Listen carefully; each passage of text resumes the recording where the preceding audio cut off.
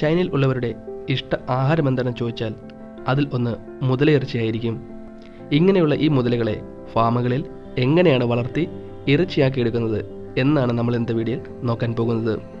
അതിനു മുമ്പായി നിങ്ങളെൻ്റെ വീഡിയോ ആദ്യമായിട്ടാണ് കാണുന്നതെങ്കിൽ ചാനൽ ഒന്ന് സബ്സ്ക്രൈബ് ചെയ്യുക, കൂടെ ബെല്ലൈക്കൻ കൂടി ഒന്ന് ക്ലിക്ക് ചെയ്യുക.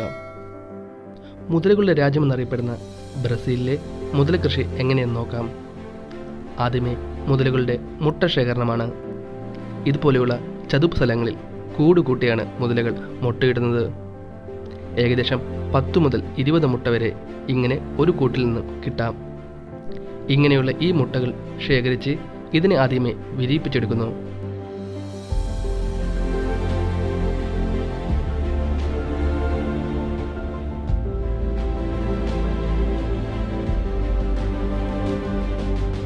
ഇങ്ങനെയുള്ള ഈ മുട്ടകളിൽ നിന്നും മുതലക്കുഞ്ഞുങ്ങൾ പുറത്തു വന്നാൽ ഇതിനെ ആദ്യമേ മറ്റൊരിടത്തേക്ക് മാറ്റുന്നു.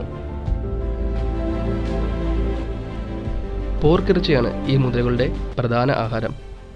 ഇതുപോലെയുള്ള ആയിരക്കണക്കിന് കൂടുകളാണ് ഈ ഫാമുകളിൽ ഉള്ളത്. ഓരോ മുതലയുടെയും പ്രായം, ഭാരം എന്നിവ അനുസരിച്ച് ഓരോ കൂട്ടിലായി അവരെ വേർതിരിച്ച് വളർത്തുന്നു. ഉദാഹരണത്തിന് ഈ കാണുന്നത് 6 വയസ്സ് മാത്രം പ്രായമുള്ള മുതലകളുടെ ഒരു കൂടാണ്.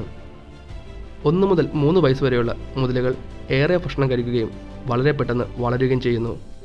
എന്നാൽ 3 വയസ്സ് കഴിഞ്ഞുള്ള മുതലകൾ വളരെ പതുക്കെയാണ് വളരുന്നത്. അതുകൊണ്ട് തന്നെ ഈ പ്രായത്തിലുള്ള മുതലകളെയാണ് ഇറച്ചിക്കായി ഉപയോഗിക്കുന്നത്. പ്രധാനമായും മുതലകളെ ഇറച്ചിക്കും അതിൻ്റെ സ്കിന്നിനും, അതായത് തോലിനും വേണ്ടിയാണ് ഉപയോഗിക്കുന്നത്. വളരെ ചെറിയ കഷ്ണമാക്കിയ ഇറച്ചികളാണ് മുതലകൾക്ക് ഭക്ഷണമായി കൊടുക്കുന്നത്.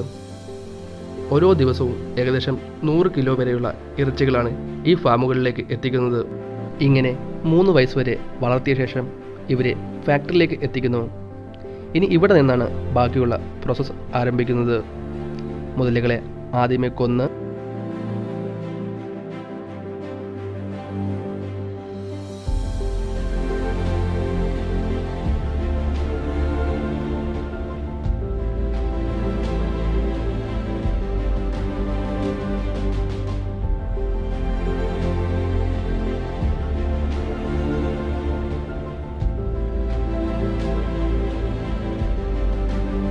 ഇതുപോലെ ഹാങ്ങിങ് മെഷീനിൽ അതിൻ്റെ സ്കിൻ മാത്രമായി വേർതിരിച്ചെടുക്കുന്നു. ഇങ്ങനെ വേർതിരിച്ചെടുത്ത സ്കിൻ, അതായത് തോൽ ഉപയോഗിച്ചാണ് പിന്നീട് ബാഗ്, ഹാൻഡ് ബാഗ്, ബെൽറ്റ് എന്നിവ നിർമ്മിച്ചെടുക്കുന്നത്. പ്രോട്ടീൻസ് ഏറെ അടങ്ങിയിരിക്കുന്ന ഒരു ഇറച്ചിയാണ് മുതലയുടേത്.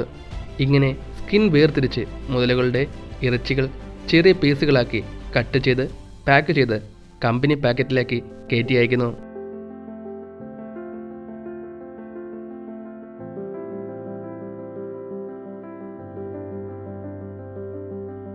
എന്നാൽ മുതല കൃഷി ഇവിടെ കൊണ്ടും തീരുന്നില്ല. ഇതുപോലെ പൂർണ്ണ വളർച്ചയെത്തിയ മുതലകളെ കാടുകളിലേക്ക് തിരിച്ചു കൊണ്ടുപോകുന്നു. തുടർന്നും ഈ മുതലകൾ കൂടുകൾ കൂട്ടി വീണ്ടും 10ഉം 20ഉം മുട്ടകളിടുന്നു. പിന്നീട് മുൻപ് പറഞ്ഞ പോലെ ഇവർ ഈ മുട്ടകൾ കണ്ടുപിടിച്ച് മുട്ടകൾ വിരിയിപ്പിച്ച് മുതലക്കുഞ്ഞുങ്ങളെ വളർത്തി പിന്നീട് അതിനെ ഇറച്ചിക്കായി ഉപയോഗിക്കുന്നു. അപ്പോൾ എങ്ങനെയുണ്ടായിരുന്നു നമ്മുടെ ഇന്നത്തെ മുതലക്കൃഷിയും മുതലിറച്ചിയും? നിങ്ങളുടെ അഭിപ്രായങ്ങൾ കമൻറ്റായി രേഖപ്പെടുത്തുക. അപ്പോൾ മറ്റൊരു വീഡിയോ കാണുന്നവരെ see you.